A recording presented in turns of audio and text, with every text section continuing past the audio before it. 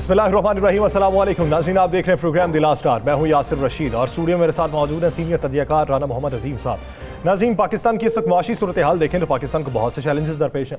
इस वक्त अवामी तौर के ऊपर मसाइल देखें तो अवाम के मसाइल के अंबार इस हद तक ज़्यादा हैं कि अवाम दिगरगूं सूरत हाल में इस वक्त फंसी हुई है और अवाम को मालूम नहीं कि किस समत को जाना है। एक तरफ वफाकी हुकूमत जो है वो शहर शहर क्रैकडाउन का आगाज़ कर चुकी है, बॉर्डर स्मगलिंग जो है उसकी रोकथाम के लिए इकदाम किए जा रहे हैं। उसके साथ साथ बिजली चोरी के खिलाफ मुल्क भर में इस वक्त क्रैकडाउन जारी है और बहुत से अफराद को गिरफ्तार करके FIRs का इंदराज भी हो रहा है। डॉलर की जो कीमत है उसमें कमी वाक़ई हो रही है, लेकिन उसके साथ आलमी मंडी की कीमतों को देखते हुए जो निगरान हुकूमत है वो मकबूल और अवामी फैसले तो कर नहीं सकती। इसलिए निगरान हुकूमत ने जो पेट्रोल की कीमत है उसमें 26 रुपए का इजाफा कर दिया। अब वो जो इजाफा है उसको अवाम किस नज़र से देखते हैं, अवाम के मसाइल क्या हैं, अब उस इजाफे की मद्दे मुकाबिल निगरान हुकूमत क्या कुछ कर सकती है कि अवाम को रिलीफ दिया जा सके। अगर एक तरफ से इजाफा है तो किसी दूसरी तरफ से रिलीफ दिया जा सके ताकि अवाम जो है वो सुख का सांस ले सके। इसके साथ साथ पाकिस्तान मुस्लिम लीग नून के ताहियात कायद मियां मोहम्मद नवाज शरीफ साहब की वापसी के हवाले से चहमगोइयां जारी हैं और जिस तरीके से पाकिस्तान मुस्लिम लीग नून बबांगे दोहल ये बात कर रही है कि उनका फकीदुल मिसाल इस्तकबाल किया जाएगा और इस ज़मन में शहर शहर जो है वो कॉर्नर मीटिंग्स कब किया जा रहा है। तो पाकिस्तान पीपल्स पार्टी की रहनुमा शैला रजा साहिबा ट्वीट के अंदर ये कहती हैं कि पता लगा लें कि उनके प्लेटलेट्स इस वक्त कम तो नहीं हो रहे, क्या उनकी वापसी मुमकिन हो जाएगी। इस मौजू के ऊपर भी बातचीत करेंगे। राना साहब की तरफ बढ़ते हैं। राना साहब, सबसे पहले तो बात कर लेते हैं मियां मोहम्मद नवाज शरीफ साहब की वापसी के हवाले से, जिस पे इस वक्त बम्बारमेंट जारी है। एक तरफ से पाकिस्तान मुस्लिम लीग नून बात कर रही है, दूसरी तरफ से पाकिस्तान पीपल्स पार्टी उसे तंज के तौर पर ले रही है। तो ये जो इत्तेहाद इतनी जल्दी टूटा है और शराजा उसका बिखरा है, इसके पीछे क्या वजह? बिस्मिल्लाहिर्रहमानिर्रहीम, अस्सलातु वस्सलामु अलैका या सय्यदी या रसूलल्लाह, अस्सलातु वस्सलामु अलैका या सय्यदी या हबीबल्लाह। पहली बात तो यह है कि ये इत्तेहाद था ही नहीं, ये कुछ लोगों का गठजोड़ था अपने केसेस ख़त्म कराने के लिए। ये कुछ लोगों का गठजोड़ था अपने और करप्शन के इल्ज़ामात या जो करप्शन की है उसको ख़त्म करवाने के लिए, उसे छुपाने के लिए, और इक़्तिदार के अंदर आकर अपने आप को मज़ीद मजबूत करने के लिए, इक़्तिदार के अंदर आकर अपने सिलसिले को दुरुस्त करने के लिए या अपने तल्लुकात बनाने के लिए 80 टूर दौरे हुए, बहुत से लोगों ने बहुत से कुछ काम किए, लेकिन पाकिस्तान के लिए किसी ने कुछ ना किया। अब उसके बाद याद करें, मैं उस वक्त भी कह रहा था जिस दिन हुकूमत ख़त्म होगी आपको उसके बाद एक दूसरे के ये दस्ते गिरबा पकड़ते हुए नज़र आएंगे, और ये शुरू हो गया है।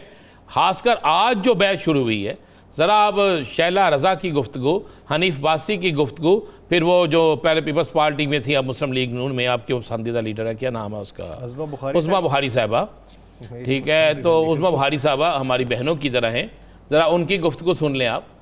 तो ये ट्वीट सुन लें, देख लें, उनकी गुफ्तगू सुन लें, उससे आपको एक वाज़े तौर पर नज़र आ जाएगा। देखें, आज तो मुस्लिम लीग नून ने पीपल्स पार्टी की रेड लाइन जो थी क्रॉस कर दी, यानी जुल्फ़िकार अली भुट्टो शहीद पर भी आज उन्होंने ऐसे तीर बरसाए। तो आप क्या समझते हैं हनीफ बासी जो बात करेगा वो मुस्लिम लीग नून की बात नहीं होगी? उसके साथ दो इर्द लेफ़्ट और राइट जो दोनों लोग बैठे हैं वो मरियम के कार ख़ास हैं, वो मुस्लिम लीग नून के कार ख़ास हैं, मुस्लिम लीग नून के अहम तरीन रहनुमा। एक तरफ चौधरी तनवीर बैठे हैं और दूसरी तरफ भी आपको पता है कौन बैठे हैं। तो ऐसी बातें जब होंगी, अब आज तो पीपल्स पार्टी के लिए मैं समझता हूँ कि एक ऐसा दिन है कि पीपल्स पार्टी को आज सोचना होगा कि जुल्फ़िकार अली भुट्टो के मतलब तो अभी तक पाकिस्तान की किसी भी और सियासी जमात ने कभी भी कोई ऐसा लफ्ज़ इस्तेमाल नहीं किया था जो आज मुस्लिम लीग नून के हनीफ अब्बासी ने इस्तेमाल किया। उन्होंने कहा जी भुट्टो, आप कहते हैं भुट्टो जिंदा, भुट्टो मर गया है, कहाँ है भुट्टो? भुट्टो लेके जा रहे हैं पीपल्स पार्टी के पास, भुट्टो के अलावा है क्या? यही कहना यासर साहब।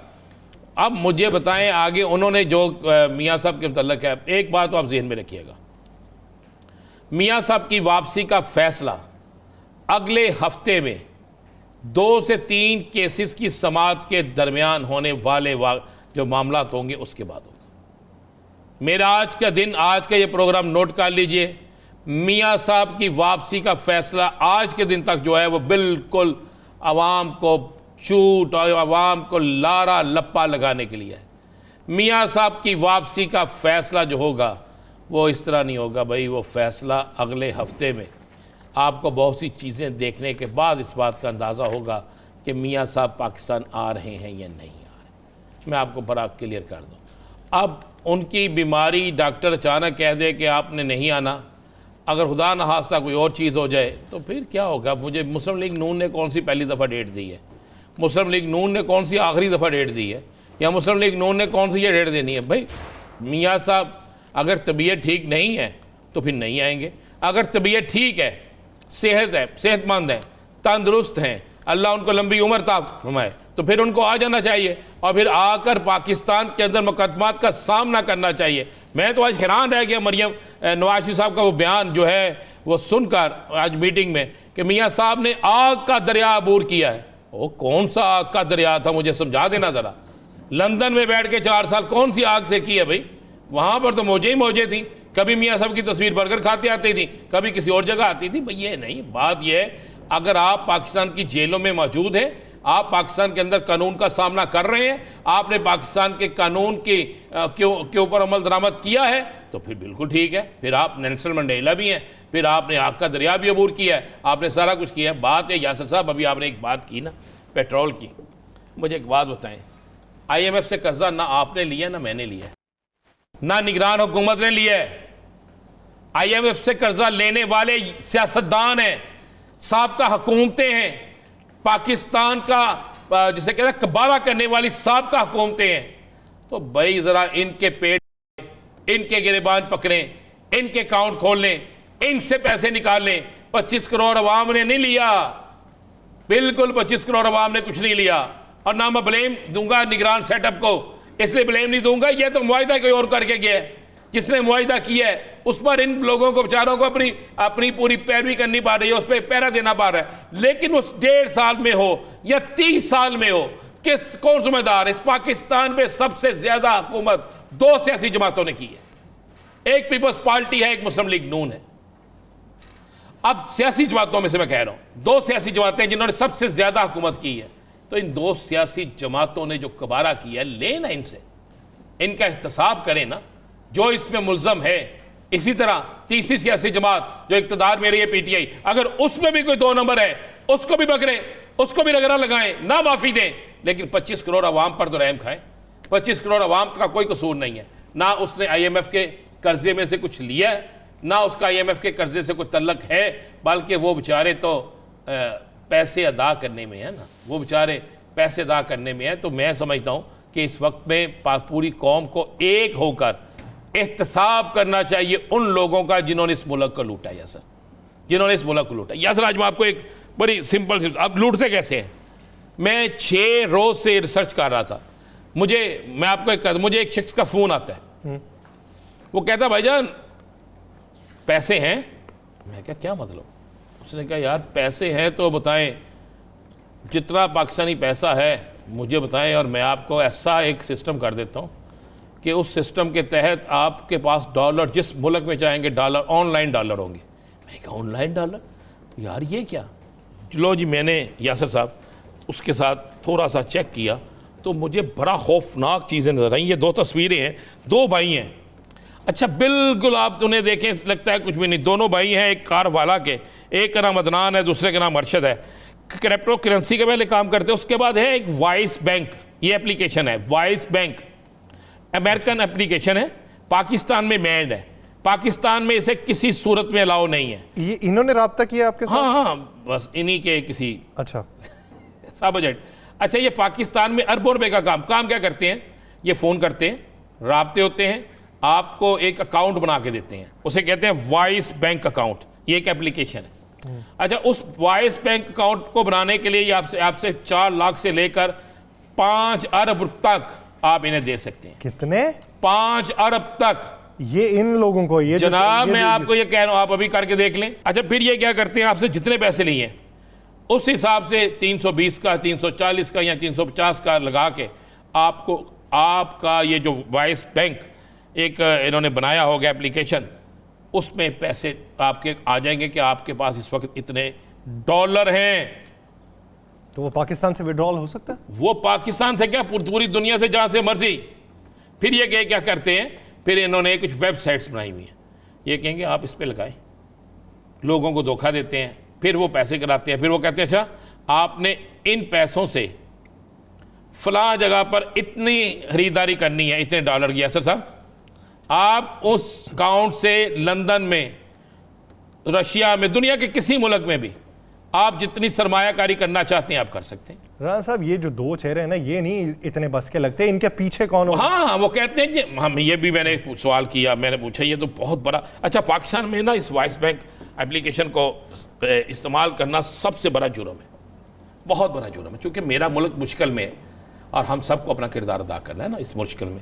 जब पता चला कि इनके पीछे तो बड़े बड़े हाथ हैं, हम तो मोरे हैं, आगे लोग हैं, बाकी पीछे कोई और लोग हैं, लेकिन ये इस चीज़ के इतने बड़े मास्टर हैं कि आप सोच नहीं सकते। ये अभी स्क्रीन पे आप देखें, स्क्रीन पे आपको आएगा कि मैं आपको बताता हूँ, एक शख्स के मैंने कहा आप इससे करें बात, इनसे बात करें, वॉइस मंगवाएं कि किस तरह अकाउंट बना के देंगे, किस तरह करेंगे। उसने वो आज भी, आप भी शायद इस प्रोग्राम को देखने के बाद ये कहीं भाग ना जाएं, अगर मेरे कानून नाफिज करने वाले इदारे इस प्रोग्राम को देख रहे हैं तो इन्हें ढूंढ सकते हैं।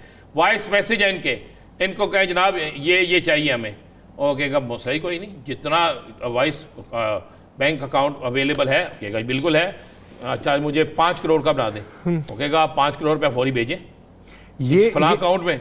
अच्छा, वो क्या करते हैं फिर उनका इंटरनेशनल है। ये क्लियर कीजिएगा, ये जो दो तस्वीरें हैं, ये दो भाई हैं, ये उन नंबर्स पे लगी हुई डीपीज हैं या नो, मैंने तो ये तस्वीरें ली हैं। अच्छा, ये तस्वीरें तो मैंने भाईजान ली हैं, ये उन दो भाइयों की तस्वीरें जो मैंने किसी तरीके से ली हैं। ये पाकपतन से आगे बिल्कुल आरफ वाला है एक इलाका, जी, वहाँ के रहने वाले। अच्छा, कोई सोच भी नहीं सकता, कोई दूर दूर तक सोच भी नहीं सकता कि पाकिस्तान के अंदर वॉइस बैंक एप्लीकेशन चल सकती है। तो मैं तो रिकॉर्ड के साथ दिखा रहा हूँ। तो जिस मुल्क के अंदर यहाँ से फ्रॉड शुरू होता हो, यहाँ से स्मगलिंग शुरू होती हो, और फिर इनके पीछे तगड़े तगड़े हाथ हो। अच्छा, फिर सिस्टम ऐसा कि FIA भी इस तक नहीं पहुँच सकती, सिस्टम ऐसा कि कोई और भी नहीं पहुँच सकता। हाँ, पहुँच कौन सकते हैं? जो इनको पकड़ ले, पकड़ के 4 जूते मारे, फिर ये बोलें, फिर इनके मोबाइल पकड़े जाएं, इनका सिस्टम पकड़ा जाए, फिर आपको पता लगे कि वाकई यार ये एप्लीकेशन बनाते थे और इनकी एप्लीकेशन से 2 लाख, 5 लाख, 6 लाख, 7 लाख तो मसला ही कोई नहीं ना चले। ये तो एक आम सी रकम है ना। अगर कोई करोड़ों रुपए कर रहा है तो फिर आप ये अंदाज़ा लगा लें कि ये कितना खौफनाक कारोबार होगा। फिर उसकी मुकम्मल तहकीकात होनी चाहिए, तह तक जाना चाहिए, और फिर वो जो अगर उसमें कोई मुलव्वस है तो करार वाकई सज़ा भी मिलनी चाहिए। नाज़रीन, एक ब्रेक के बाद वापस आएंगे, इन इशूज़ पर मज़ीद बात की जाएगी, कहीं नहीं जाएगा। Stay with us.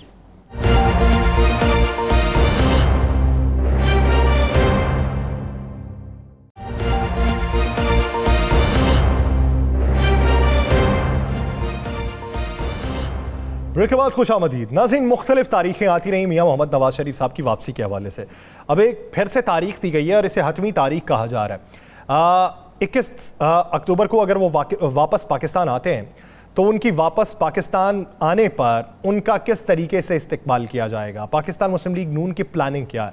और इस वक्त जो बैशिंग चल रही है Pakistan People's Party versus Pakistan Muslim League Noon, ये इतनी जल्दी क्यों इस नहज तक पहुंचे? क्योंकि बहुत सी जगहों से बातें ये हो रही हैं कि इतनी जल्दी इस तरह की बातें नहीं होनी चाहिए थी। फैसल करीम कुंडी साहब भी कहते हैं कि इतनी जल्दी मुखालिफ नहीं होना चाहिए था, लेकिन अगर हो चुके हैं तो फिर उसके मद्दे मुकाबले उन्होंने पाकिस्तान मुस्लिम लीग नून के ऊपर तनकीद भी की कि इतना अरसा आपको सिंध दिखाई नहीं दिया, 16 माह आपकी हुकूमत रही, आपने सिंध को हुकूक नहीं दिया, और अब आके आपको सिंध भी दिखाई दे रहा है और आपको सिंध में हमारी इजारादारी भी दिखाई दे रही है। इसी पर बात करेंगे। पाकिस्तान मुस्लिम लीग नून के रहनुमा राना एहसान अफजल साहब ने हमें ज्वाइन किया। राना साहब बहुत मशहूर है आपके वक्त के।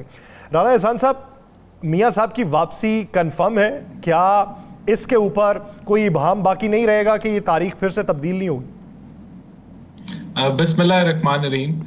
देखें, बिल्कुल कोई इबाम नहीं होना चाहिए। 21 अक्टूबर को मियाँ साहब पाकिस्तान में सब लोगों के साथ मौजूद होंगे, लेकिन जाहिर सी बात है जितना ये सवाल उठाया गया है, थोड़ा सा लोग इस पे सवाल अभी भी उठा रहे हैं। मेरे ख्याल से वो आ रहे हैं, उनकी तैयारियां भरपूर तरीके से उनकी रिसीव करने की तैयारियां जारी हैं। मरियम नवाज साहिबा खुद उन तैयारियों को लीड कर रही हैं। लाहौर में कुछ मीटिंग्स हो चुकी हैं पार्टी की इंटरनल विंग्स की, और आज वो इस्लामाबाद थी और वहाँ उन्होंने मीटिंग्स मुनक्कद की। तो हर लिहाज से अब तो पार्टी को जो है वो मुतहरिक किया जा रहा है। मुतहरिक तो पहले थी, लेकिन इनकी तैयारियों के लिए जो है वेलकम के लिए तैयारियां की जा रही हैं, और इंशाल्लाह आप देखेंगे कि एक हिस्टोरिक वेलकम दिया जाएगा मियाँ नवाज शरीफ को वो जब वापस आएंगे, और वही PMLN की कैंपेन का लॉन्च भी होगा इन इलेक्शंस के लिए, और एक भरपूर और तारीखी वेलकम की तैयारियां जारी हैं। अच्छा राना साहब, आपने कहा कि वेलकम की तैयारियां जारी हैं, अल्लाह करे मियाँ साहब आ जाएँ, हमारी भी ये दुआ है,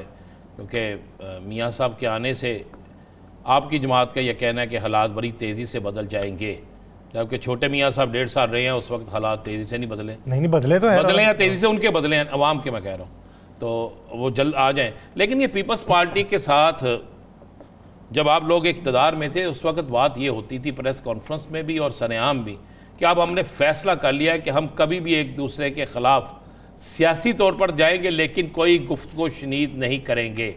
लेकिन आपके ये फ़ैसले और आपकी वो मीटिंगें, आपके वो प्रेस कॉन्फ्रेंसें तो इक़्तिदार ख़त्म होने के फौरी बाद ही ख़त्म हो गई। देखिए, पीएमएलएन ने तो बिल्कुल भी कोई तनकीद नहीं की पीपल्स पार्टी के ऊपर, लेकिन पीपल्स पार्टी को पता नहीं क्यों ऐसे लग रहा है कि वो पीछे रह गए हैं या कोई हमें कोई फेवर मिल रहा है, जो कि उनकी गलत फहमी है। ना हमें कोई फेवर चाहिए है, ना हमें किसी की सपोर्ट चाहिए। हम इंशाल्लाह ताला अपने बलबूते के ऊपर इंडिपेंडेंस के साथ इलेक्शन लड़ेंगे और इंशाल्लाह पंजाब और वफाक में अपनी हुकूमत कायम करेंगे। अच्छा, हनीफ अब्बासी साहब पीएमएलएन छोड़ गए? नहीं, बिल्कुल वो पीएमएलएन का हिस्सा है। अब उनकी बिल्कुल प्रेस कॉन्फ्रेंस हुई है जिसमें उन्होंने तनकीद की है। देखिए, मैं यही कह रहा हूँ कि शुरुआत पीपल्स पार्टी ने की कि 90 दिन का इलेक्शन और कुछ जमातें भाग रही हैं और वो चाहती नहीं है इलेक्शन हो। तो ये जब वो इस तरह की बातें, और उसकी बुनियाद उन्होंने रखी जी कि हम डेट अनाउंस कर रहे हैं, तो ये शायद इसलिए लेवल प्लेइंग फील्ड नहीं है। तो वो तो इस मामले में कहते हैं कि वोट को इज्जत दो के बयानिए से आप पीछे हटे हैं, बकौल नदीम अफजल चंद साहब। देखें, हम तो आज भी यही कहते हैं को अपना रोल अदा करना चाहिए और सियासत में कोई अमल दखल उनका नहीं होना चाहिए। हाँ, अगर मुल्की मफाद के लिए उनको कोई दावत देता है कि आप मुल्की मफाद के लिए बढ़ें और हुकूमत का सपोर्ट करें, तो उसमें कोई गिला शुबा नहीं है। तो लेकिन वोट को इज्जत दो का नारा 100% बरकरार है। सियासी जो मैंडेट है उसके अंदर मुदाखलत कबूल नहीं है और ना कभी कबूल होगी। अच्छा, आप इलेक्शन से भागे हैं? हम तो नहीं भागे। तो फिर आपने पीपल्स पार्टी की बात को किस तरह अपने ऊपर ले लिया? उन्होंने तो आपका नाम भी नहीं लिया। अगर तो उन्होंने कहा 90 दिन में इलेक्शन, या उन्होंने कहा कि इलेक्शन से जो लोग भाग रहे हैं, तो आपने अपने पे क्यों ले लिया ये? नहीं, हमने नहीं लिया। हमने देखें वो आपने नहीं लिया तो फिर उस वक्त भारी, आपने नहीं लिया तो फिर अब्बासी साहब वो कौन, वो क्यों कर रहे हैं प्रेस कॉन्फ्रेंस? तलाल चौधरी साहब, तलाल चौधरी साहब, जनाब तलाल चौधरी साहब तो आपके करीब तरीन है ना। देखें, वो हमारे पे ही, हमने नहीं लिया। लेकिन अगर आप कह रहे हैं कि और वो किस पे तनकीद कर रहे हैं, आप बता दें। वो अगर वो ये सारा जो माशी मुद्दा है वो भी अब वो उससे भाग रहे हैं। जब हुकूमत में थे, किसी पार्लिमानी कमेटी के अंदर, किसी जो काबीना की मीटिंग के अंदर, किसी ईसीसी की मीटिंग के अंदर कभी उन्होंने किसी चीज पे इतराज नहीं किया। आज कहते हैं हर चीज में हामी भरी, हर चीज को एंडोर्स किया। आज वो कहते हैं हमारा इसमें रोल ही नहीं, अपनी अपनी वजारतों से सवाल पूछे। लेकिन तो ये जो बयान है इलेक्शन से भागने वाला, ये 4-5 दिन पुराना है। लेकिन तलाल चौधरी साहब का कराची जाना उससे भी पुराना है। उसके साथ साथ पाकिस्तान पीपल्स पार्टी के अगेंस्ट इत्तेहाद बनाना उससे भी पुराना है। तो फिर ये किस तरीके से कहा जा सकता है कि पहल पाकिस्तान पीपल्स पार्टी ने की? देखें, जो जितनी भी स्टेटमेंट्स अभी आ रही हैं ये रोने धोने की कि पता नहीं कोई वो पीछे रह गए हैं और कोई लेवल प्लेइंग फील्ड, कोई ऊंचा खड़ा है, कोई नीचा खड़ा है, ये सारा वही क्राई कर रहे हैं ना। वो कह रहे हैं जी ये हमें लेवल प्लेइंग फील्ड नहीं मिल रही, तो वो जो है शायद हमें कोई फेवर मिल रहा है। यही मतलब है ना इसका। तो जब वो सारी बातें ये कर रहे हैं तो उसका मेरे ख्याल से जवाब आया है। लेकिन हमें, मैं एग्री करता हूं कि सब कुछ चीज़ें हम डिस्कस नहीं कर सकते पाकिस्तान के मुफाद में, लेकिन आपको भी पता है, मुझे भी पता है कि किसको कहाँ पर क्या मिल रहा है। ये आपको पता है, मुझे भी पता है कौन कहाँ पर कितना फिट है। ये आपको पता है, मुझे भी पता है कि आपकी आपस की लड़ाई असल में है क्या। तो अब मुझे सिर्फ इतना बता दें, अब सिर्फ इतना बता दें कि क्या ये सियासी मुहाजराई रहेगी या पहली की तरह फिर वही तकरीरें होंगी कि गिरेबान से पकड़कर चौकों में लटकाएंगे या फलां करेंगे? नहीं, देखें, पहली बात तो ये मैं आपको बड़ा क्लियर कट बता दूं कि हमें कुछ नहीं, किसी से कोई फेवर नहीं चाहिए, ना हम मांगते हैं ना हमें चाहिए है। फेवर की तो मैंने बात ही नहीं की। आप पता नहीं आपको, आप जानबूझ के ना राणा साहब आप ले जाते हैं, कोई चीज आपकी तरफ जाते नहीं ले जाते। हमें फ्री फेयर इलेक्शंस चाहिए, और जहां तक ये है कि सख्त और करख्त बातें होंगी तो बिल्कुल नहीं, हमारी तरफ से कभी पहल नहीं होगी। हम समझते हैं कि हमारे पास मैनिफेस्टो है, हमने मुल्क को आगे ठीक करना है, मिल के काम करने की ज़रूरत है। और ये जो आपस में एक दूसरे की ऊपर तनकीद और बड़े बड़े दावे वो हमें नहीं करने चाहिए।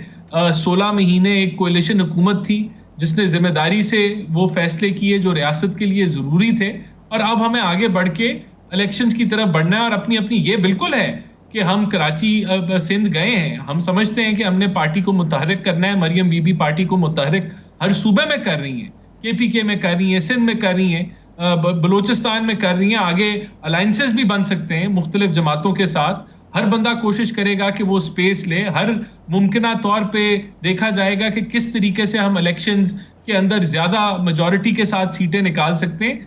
जाहिर सी बात है ये चीजें एक दूसरे को कबूल नहीं होंगी। अगर हम सिंध में पेनिट्रेट करेंगे तो वो तकलीफदेह अमल होगा पीपल्स पार्टी के लिए। पीपल्स पार्टी ने भरपूर कोशिश की कि वो पंजाब में आए। वैसे ये भी तो देखे ना कि माजी में तहरीक अदम एतमाद जो आई वो PTI के खिलाफ आई, और आप तमाम लोग PTI के खिलाफ इकट्ठे हुए। अब जब बंटवारा हो रहा है तो आपने तमाम जमातें अपने हिसाब से समेट ली हैं, तो पाकिस्तान पीपल्स पार्टी जो है वो अब ये सोच रही है कि PTI के जो उधर से मुनहरिफ लोग थे या PTI के जो मौजूदा हैं उनको फिर आपके खिलाफ अपने इत्तेहाद में शामिल कर ले। यानी ये समझ नहीं आ रही कि सियासत माजी करीब वाली गलत थी या अब गलत हो रही है। देखिए, जब आपने इलेक्शन में जाना है तो अपनी अपनी स्ट्रेंथ पे जाना है। अपनी अपनी आपने अगर सीट एडजस्टमेंट कहीं करनी है या किसी जमात छोटी के साथ अलहाक करना है, अपनी स्ट्रेंथ पे करना है। या अगर कोई किसी जमात से टूटा है, अगर आपके पास जगह है तो वो आपकी पार्टी को की स्ट्रेंथ को देख के आएगा।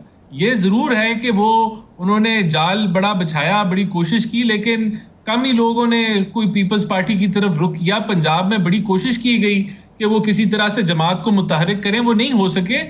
तो वो तकलीफ सारी सामने आ रही है और वो बयानात की सूरत में नजर आ रही है। लेकिन देखें, ये तो अब अपनी अपनी अब जंग है, अपनी अपनी जद्दोजहद है इलेक्शंस तक। ये कोई पीछे रह जाएगा, कोई आगे निकल जाएगा। आखिर अवाम ने वोट देने, ये उनके पास भी खुला मैदान है, हमारे पास भी खुला मैदान है। आए वो करें जिससे जो वो कर सकते हैं, और जो हमारे से हो सका हम करेंगे। जाहिर सी बात है ये मुकाबला है, मुकाबले के अंदर इस चीज की तकलीफ होती है अगर कोई आगे निकल रहा हो। अच्छा राणा साहब, अगर खुदा ना खास्ता मियाँ साहब ना आए कि इसको फिर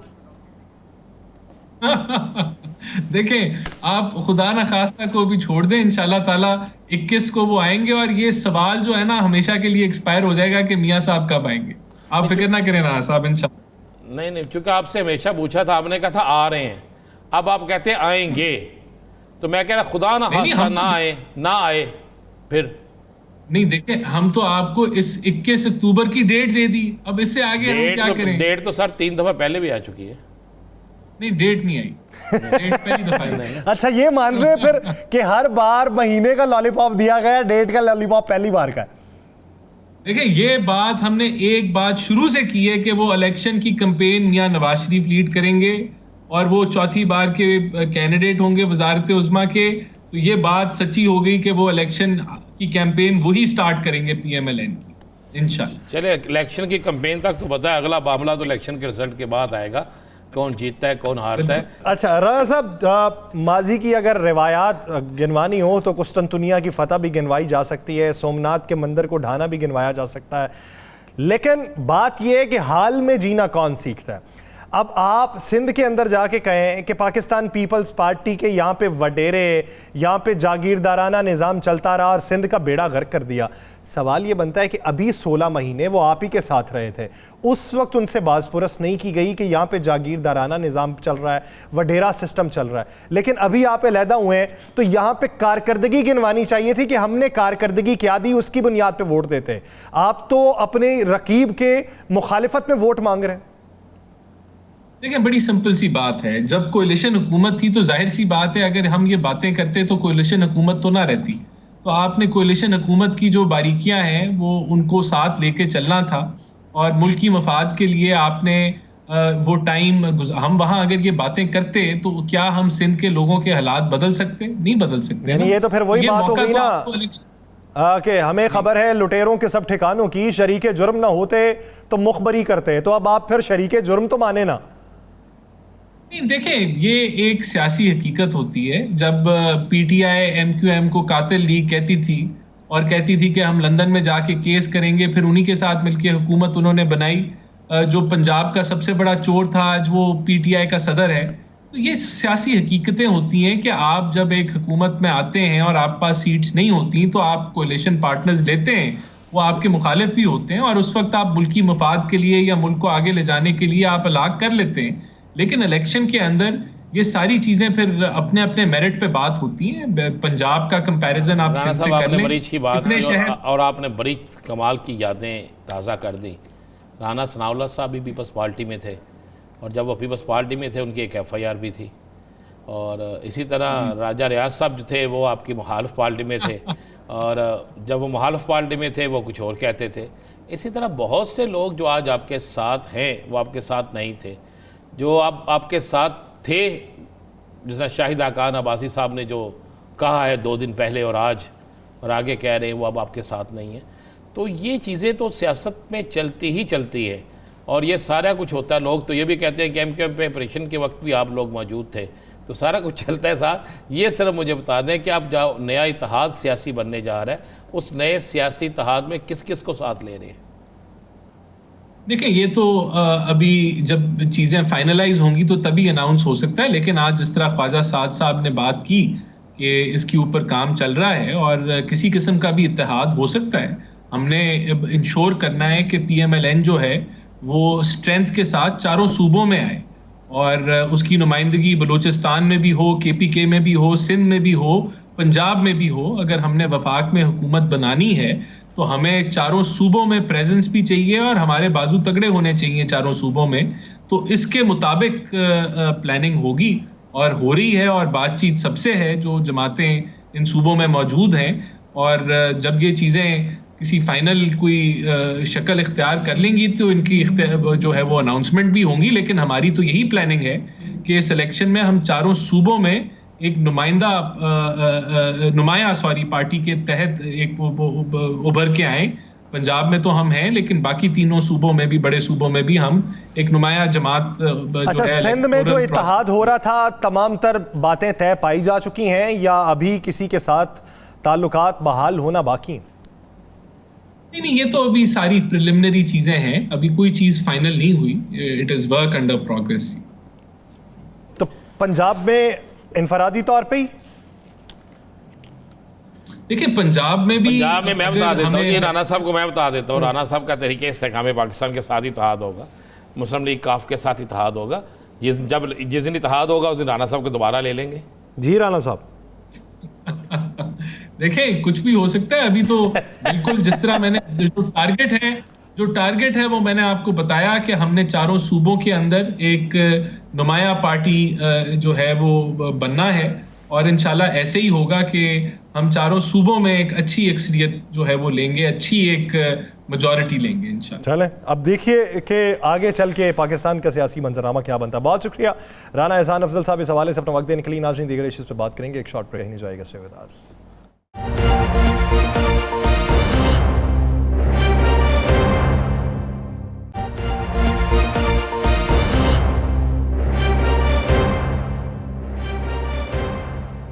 ब्रेक के बाद खुशामदीद। नाज़रीन, पाकिस्तान का मुआशी मंजरामा, क्रैकडाउन जो इस वक्त जारी है, ये किस हद तक बेहतरी के इम्कानात रोशन कर सकता है? ताजर बरादरी को जो इबाम थे वो इबाम किस हद तक दूर हुए हैं?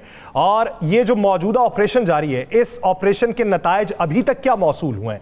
इस ऑपरेशन को कितने अरसे तक जारी रहना चाहिए? बुनियादी सवालात हैं जो माजी हाल और मुस्तकबिल को आपस में जोड़ते हैं और पाकिस्तान का मंजरनामा वज़ा करेंगे। और यही सवालात हर पाकिस्तानी के जहन में इस वक्त उभर रहे हैं कि पाकिस्तान के हालात क्या बेहतर हो सकेंगे। तो उसमें ताजर बरादरी, उसमें पाकिस्तान के बड़े बड़े सरमायाकार, उसमें एक्सपोर्टर्स, इंपोर्टर्स, वो इस बदलते मंजरनामे के ऊपर क्या राय रखते हैं? क्योंकि एक आम पाकिस्तानी की राय और है, उसका देखने का जाविया और है, सरमायाकार ताजर का देखने का जाविया और है। इसी बारे में बात करने के लिए vice president FPCCI Nadeem Qureshi साहब ने हमें ज्वाइन किया है। कुरैशी साहब, बहुत मशकूर है आपके वक्त के।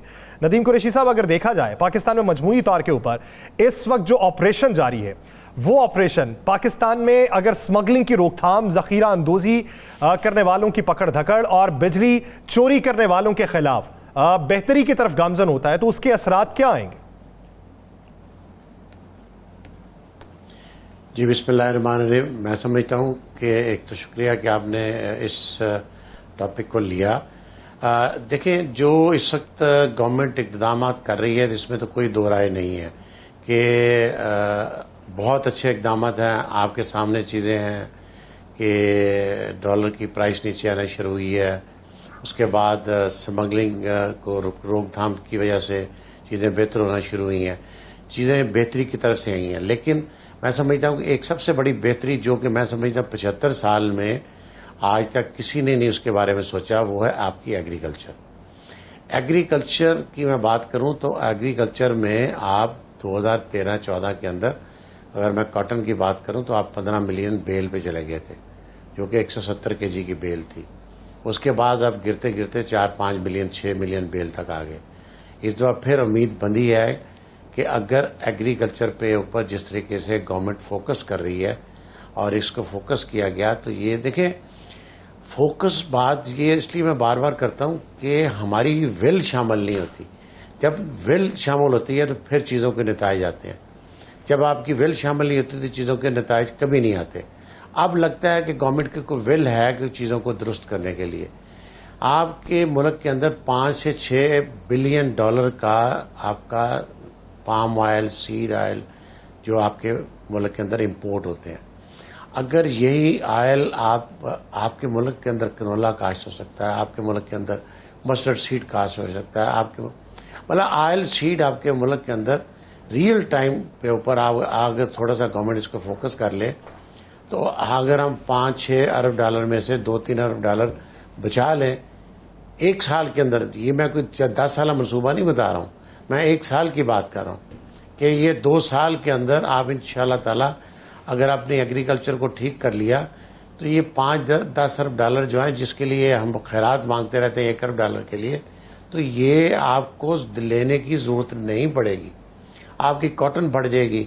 आप गंदम जो एक याद करें, आप अगर पीछे चले जाएं 7-8 साल पीछे, तो आपने गंदम एक्सपोर्ट की है, आज आप इंपोर्ट कर रहे थे। अल्लाह मियां ने इस दफ़ा बम्पर करार दी है। और अगर हम इसी को अगर आगे ले गए और अगर सिर्फ 5 मन हम गंदम में इजाफा कर पाएँ, तो आप यकीन करें 5 मन गंदम के इजाफे का मतलब है कि आपके मुल्क के अंदर कम से कम 2 से 3 बिलियन डॉलर की एक्सपोर्ट बड़े आराम से आप गंदम की कर सकते हैं। नदीम कुरैशी साहब, आप इसमें कोई इसके अलावा शक मैं नहीं, समझ इसमें कोई शक नहीं नदीम कुरैशी साहब के ठीक होने वाली हैं मौजूदा हुकूमत ने कि जो डॉलर पे कंट्रोल किया, कोई शक नहीं, बाकी मामला देख रहे हैं। लेकिन ये जो पेट्रोल की कीमत बढ़ी है, इससे आप क्या समझती हैं, इससे कितनी महंगाई बढ़ेगी और उसको कंट्रोल करने के लिए क्या तरीक़ेकार है? अच्छा, इसमें मैं समझता हूँ कि बदकिस्मती हमारी ये है कि जब भी हम पेट्रोल या किसी चीज़ की कीमत बढ़ाते हैं तो उसमें हमेशा ये कहते हैं कि गरीब आदमी की सेहत पे कोई फ़र्क नहीं पड़ेगा। हालांकि डायरेक्टली वो इम्फेक्ट कर रहा होता है गरीब आदमी को। तो मैं समझता हूँ कि पेट्रोल की कीमत बल्कि अमीर आदमी को फ़र्क नहीं पड़ता। पहले अभी चंद दिन से नहीं गुजरे, और मैं समझता हूँ कि इतना इजाफा करना इंतहाई जुल्म की बात है। इतना इजाफा नहीं करना चाहिए था। आपकी इंटरनेशनल प्राइस इतनी ज़्यादा नहीं बढ़ी जितनी आपने इसके अंदर इजाफा किया। हाँ, IMF की शराइत को पूरा करने के लिए, क्योंकि आपका मुल्क IMF चला रहा है, तो उसकी शराइत को पूरा करने के लिए आपको थोड़ा सा बेल आउट करना चाहिए लोगों को। लोग तो पहले बेचारे, आप खुद सोचें कि अब तो मिडिल तबका तो रह ही नहीं गया, वो मिडिल तबका भी नीचे चला गया। तो आप उनको बिल्कुल जीना हराम कर देंगे तो उसके पास तो बिजली के बिल के और पेट्रोल के अलावा कुछ बचेगा ही कुछ नहीं कि जिससे वो अपने बच्चों का पेट पाल सके और 2 वक्त की रोटी कमा सके और उसको अपने स्कूल भेज सके। अच्छा कुरैशी साहब, माजी के अंदर भी इकदाम होते रहे हैं, माजी के अंदर भी ये बहुत सी यकीन दहानियां ताजर बरादरी इसको करवाई जाती रही हैं। ये माजी करीब के अंदर ही आसिफ अली जरदारी साहब भी फेडरेशन में आकर मुलाकातें करके गए और यकीन दहानियां करवा के गए। उन यकीन दहानियों में और उन इकदामात में और ये जो मौजूदा इकदामात हो रहे हैं, इनमें फ़र्क क्या है? मेरा ख्याल है कि अब जो रियल टर्म में जिसको आप कह सकते हैं कि इक़्तिदामात जो होने चाहिए थे, देखिए पहले एक फ़र्क ज़रूर ये था कि स्टेक होल्डर को बुलाया नहीं जाता था, किसी को बुलाए बगैर फैसले कर लिए जाते थे। अब एट लीस्ट स्टेक होल्डर को उन्होंने पूछना शुरू किया है और उसके बाद उस इक़दाम की तरफ जो जिससे इस मुल्क को फ़ायदा हो सकता है वो इक़्तिदामात किए जा रहे हैं। वरना पहले जो इक़दामात किए जा रहे थे उनकी नवीयत बिल्कुल इंटायर डिफरेंट थी। पहले सर खबरी बयान तक, अखबारी बयान तक तो बहुत कुछ अच्छा था, लेकिन अमलन कुछ नहीं हो रहा था। अच्छा, ये तो बता दें कि आपको ये चीजें सारी दुरुस्त होते कितना टाइम लगता है? क्या समझते कितने टाइम तक ये तमाम चीजें दुरुस्त? मेरा ख्याल है कि अगर ये चीजें सारी चलती रहे और ये कंटिन्यूटी रही तो इंशाअल्लाह ताला हम अगले साल 2 साल के अंदर बहुत सी चीज़ों को दुरुस्त कर लेंगे और बहुत सी चीज़ें हमारी बैड गवर्नेंस की वजह से भी ख़राब हुई हैं। देखिए अगर मैं बात करूं किसी भी कमोडिटी की तो उस कमोडिटी के पीछे आपका माफिया मौजूद है। आज माफिया को जब आपने पकड़ दकड़ शुरू की है तो वो चीज़ें नीचे क्यों आना शुरू हो गई? वो इस वजह से आना शुरू हो गई कि मोनोपलाइज हो रहा था काम, लोगों के गोदाम भरे हुए हैं लेकिन बाजार से आपको चीज़ें नहीं मिल रही। जब वो गोदाम पकड़ने शुरू होंगे, और मैं समझता हूँ सख्त ऑपरेशन की ज़रूरत है, ये नरम ऑपरेशन की ज़रूरत नहीं है। अगर सख्त ऑपरेशन होंगे तो इंशाल्लाह मुझे कभी उम्मीद है कि उससे बेहतरी आएगी। आप सख्त ऑपरेशन की बात करते हैं, लेकिन बहुत से जो माफियाज जिसका आप तज़किरा करते हैं उनमें ताजिर बरादरी में भी बहुत से लोग मौजूद हैं जो उनके सहूलतकार होते हैं, सियासतदानों के अंदर भी होते हैं, ब्यूरोक्रेसी के अंदर भी होते हैं। तो जब ये सख्त ऑपरेशन होगा तो आप समझते हैं कि कहीं किसी तरफ से रिटेलिएशन देखने को मिलेगी या फिर सभी जो हैं वो आगे बढ़ के खुद को एहतसाब के लिए पेश करेंगे? ऐसा कुछ नहीं होगा, खुद को एहतसाब से पेश करने वाली कुछ नहीं। रिटेलिएशन बढ़ेगी, यकीनन बढ़ेगी। जो मैंने अभी बात की आपको पहले, वो मेरा अक्सर मकसद करने का ये था कि कौन रिटेलिएशन के आगे खड़ा होता है। अगर खड़े रहेंगे तो बेहतरी आएगी, अगर खड़े नहीं रहेंगे तो फिर उसके बाद आंधी आएगी और सब कुछ बहा के ले जाएगी। जी मेरा साहब, आज से पहले जमहूरिया हुकूमतें भी थी, जमहूरी हुकूमतें ये सब कुछ नहीं कर सकी। तो आप समझते हैं कि आप अगर फौरी तौर पर कोई जमहूरी हुकूमत आ जाती है तो वो इस तसल्सल को कायम रखेगी? नहीं, देखिए आपने 75 साल में जहां का सफर शुरू किया था आप पीछे की तरफ गए हैं, और जब आप पीछे की तरफ गए हैं तो अब आप बिल्कुल दीवार के साथ लग गए हैं। आप यकीन माने अब आपके पास कोई गुंजाइश नहीं है, किसी जमहूरी हुकूमत के पास कोई गुंजाइश नहीं है कि वो अब फिर वही करे जो कुछ पिछले 75 साल हम करते रहे हैं। अब हमें हर आने वाली जो भी हुकूमत आती है उसको डिलीवर करना पड़ेगा। अगर डिलीवर नहीं करेंगे तो ये जिन हमारे काबू से बाहर हो जाएगा, फिर कोई नहीं बचेगा। कुरैशी साहब, बहुत से लोग, चैम्बर्स के लोग ये बात करते हैं कि ये जो पैसा हम बाहर से मंगवाते हैं या बाहर वालों से हम भीख मांगते हैं, ये अगर पाकिस्तान के ताजरों को अगर ये सारी सहूलियात दे दी जाएं और ताजरों को कहा जाए कि मैकेनिज्म एक तरतीब दें तो पाकिस्तान के बैकबोन ये बन सकते हैं और ये तमाम तर डॉलर जो हैं ये यहीं से प्रोड्यूस हो सकते हैं। तो किस तरीके से एक्सपोर्ट बेहतर हो सकती है पाकिस्तान की? देखिए, पाकिस्तान में एक्सपोर्ट, आप यकीन माने आपका एसएमई सेक्टर जो है इतना बड़ा फ्लरिश हो गया और इतनी अच्छी इंटरनेशनल स्टैंडर्ड की चीज़ें बनाना शुरू कर दी हैं कि अगर आप उसकी उंगली थाम के उसको आगे लेके जलना शुरू कर दें तो आपके ये 5-10 अरब डॉलर जो है वो आपको वही एक्सपोर्ट बढ़ा देगा। हमने 75 सालों में सिर्फ एक सेगमेंट को बढ़ाया जिससे कि हमारी एक्सपोर्ट बढ़े, लेकिन हमें अब इस सेक्टर को छोड़ के बाकी सेक्टर को लाना पड़ेगा। देखिए आपके हमसाये मुल्कों में देखें आईटी सेक्टर कहाँ पहुंच गया, और आईटी सेक्टर में हम अभी कहाँ पे हैं। हम 2-3 अरब डॉलर से बाहर नहीं निकल रहे, लोग 150 अरब पे पहुंच गए। जब तक हम ये सारी चीज़ों को नहीं खोलेंगे हमें नॉन ट्रेडिशनल कंट्री में नॉन ट्रेडिशनल प्रोडक्ट पे जाना पड़ेगा। हमने जो 75 साल में चीज़ों को फोकस किया था उसके छोड़ के नई चीज़ों को फोकस करना पड़ेगा। नए ममालिक के अंदर नई राहें खोलनी पड़ेंगी, और अगर आप अपने ताजर भाइयों को साथ मिला लें, आप यकीन माने कि जो बाहर से एफडीआई आ सकती है वो शायद गवर्नमेंट एफडीआई नहीं ला सकती। जो ताजर यहाँ के ताजर और यहाँ पे देखिए आपको 2 चीज़ें मकसूद हैं, एक आपको एक्सपोर्ट आपकी चाहिए, दूसरा आपको इंपोर्ट सब्स्टिट्यूशन। मेरे नज़दीक इंपोर्ट सब्स्टिट्यूशन आपकी एक्सपोर्ट से भी ज़्यादा ज़रूरी है, क्योंकि आप 80 बिलियन डॉलर तक पहुँच गए हैं। अगर आपके मुल्क में इंडस्ट्री लग जाती है और बाहर से इन्वेस्टमेंट आ जाती है और आपके ताजर भाई इतनी कैपेसिटी रखते हैं कि वो बाहर से लोगों को ला के यहाँ पे इंपोर्ट सब्स्टिट्यूशन के लिए इंडस्ट्री लगा सकते हैं, और जब वो इंडस्ट्री लगेगी आपकी इंपोर्ट सब्स्टिट्यूशन आएगी और कोई 10, 15, 20 अरब डॉलर आपका इंपोर्ट का बिल कम होगा तो आपका ट्रेड बैलेंस खुद ही ठीक हो जाएगा। ट्रेड बैलेंस ठीक करने की जरूरत है। ये तनासुब जो गैप आपको ताजरों पैदा को हो रहा है मौका देना चाहिए, ताजरों को मौका देना चाहिए, और ये तमाम तरह अगर बड़े दिमाग अगर मिले तो फिर एक बेहतरी का फैसला निकाला जा सकता है। बहुत शुक्रिया नदीम कुरैशी साहब इस हवाले से अपना वक्त देने के लिए। साहब, जिस तरीके से कुरैशी साहब ये बात कर रहे हैं कि अब ज़राअत के ऊपर तवज्जो दी जा रही है, लेकिन पिछली हुकूमतें जो हैं वो फलता फूलता पंजाब, पिछली हुकूमतें पाकिस्तान को ज़राअत में खुद कफील, इस तरह के नारे लगाती रही हैं, लेकिन बम्पर क्रॉप्स अगर अब जाके हो रही हैं तो वो किन वजूहात की बुनियाद पे हो रही हैं सभी को पता है। वो बारिशें, वो सैलाब जो आया था और उससे ज़मीन जितनी ज़रखेज़ हुई है वो उसकी बुनियाद पे भी बहुत कुछ हुआ है।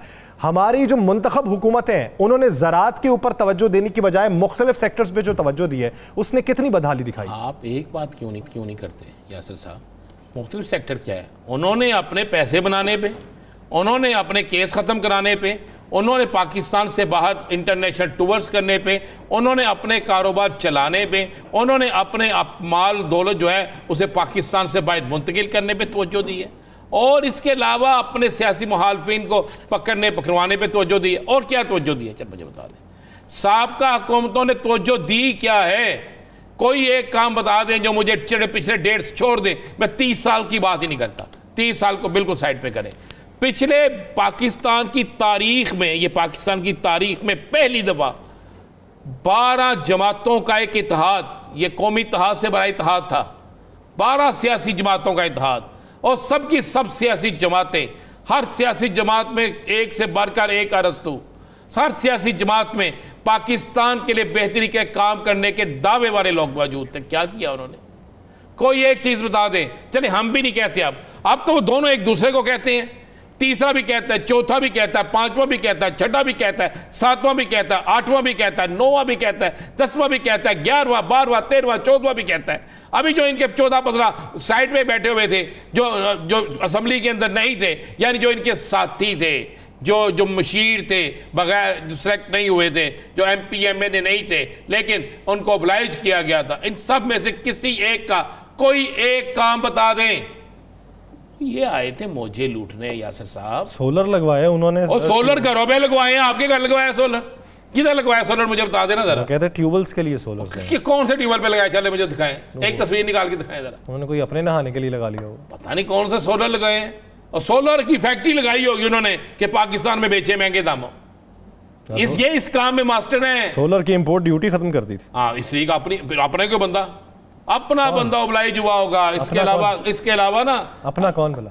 अपना आप छोड़ दिया। फिर अब आप भी जान के कहते हैं कि छेड़ते हैं आप मुझे। आपको भी मैं पता नहीं सारा, छेड़ता, मेरी उम्र आपको भी सारा पता है, ना आपकी दिमाग क्या आपकी क्या उम्र करते रही है। ना आपकी उम्र छेड़ने वाली, ना मेरी आदतें वो रही छेड़ने वाली। छेड़ने वाली कि अब तो जो हालात पैदा हो गए हैं, जो साहब हुकूमतें हम तो खुद हालात छेड़े पैदा बैठे कर गए हैं। हैं, अल्लाह की कसम अब तो ये नहीं समझ आती कि साइकिलें ले लें, साइकिलें ले लें, साइकिलों पे चलते हैं। PMLQ में जाना, और क्यों में जाना, ये क्यों में जाना, घर तो जाना ना। और जो हालात पैदा कर दिए इन्होंने, क्या करें, सारे खुद जाके ठंडे कमरों में बैठ गए हैं। पाकिस्तान अच्छा ही नहीं लगता किसी को। और बुलाएं तारड़ साहब को, वो कहते हैं 17 तारीख को हमने पूरे पाकिस्तान में योम निजात बनाना है, और योम निजात लंदन में बनाना है आपने जाके, बाकी लोगों को बुलाएं ना। अब भाई पाकिस्तान के लिए योम पाकिस्तान मनाएं, पाकिस्तान को बेहतर बनाने के लिए कुछ करें। कुछ उस पे के लिए उस पर इनकी तवज्जो कोई नहीं है, उस पर कोई ध्यान नहीं है। अब मियाँ दे नारे वजन के, अब उसकी तैयारी कर रहे हैं। और मियाँ साहब ने कौन सा यहाँ पे आगे कर दे रहे हैं। जो शख्स 28 तारीख को या 27 मई को अपने सगे भाई के जलसे में ये कहता है, हुकूमत में ये कहता है, उस जलसे में कहता है लिबर्टी वाले में, याद है आपको कि मेरे दौर में चीज़ें इतनी सस्ती थी, इनके दौर में महंगी थी। और इनका दौर क्यों, ये ताए का बेटा था, आपका सगा भाई था भाई, आपके मशवरे होते थे, हर मशवरा जो होता है आपके पास जाके वहाँ पे होता था। ये मैं समझता हूँ कि मेरी हाथ जोड़ के इस निगरान हुकूमत से दरख्वास्त है जनाब, और जितने चोर आपको पता है उनको पकड़ें, पकड़ कर सरेआम इनको अवाम के सामने लाएं। जिन्होंने ये पाकिस्तान के ऊपर कर्जा चढ़ाया है, चाहे वो किसी भी सियासी जमात से हैं, पकड़ें उन्हें, मत किसी एक को रगड़ा लगाएं और किसी एक को छोड़ें, सबको पकड़े जो जो चोर है, और पकड़ कर इस पाकिस्तान की मौशियत को ठीक करें। पकड़ें, करार वाकई सजा दें, बेनकाब करें, उनके सहूलतकारों को भी लाएं, उनसे भी पैसा निकलवाएं, और फिर उनसे पूछें कि ये इन्वेस्ट कहाँ पे किया था, उसको सूद समेत अवाम को वापसी कीजिए, ताकि अवाम को कुछ रिलीफ मिल सके और इन्हें इबरत का निशान बनाया जा सके, जो पाकिस्तान को झुमकों की तरह चिमटे थे और पाकिस्तान को अंदर से खोखला कर रहे थे। नाज़रीन, प्रोग्राम का वक्त खत्म हो जाता है, मुझे आपको दीजिए इजाज़त। अपना बहुत सा ख्याल रखिएगा। अल्लाह ने के बाद।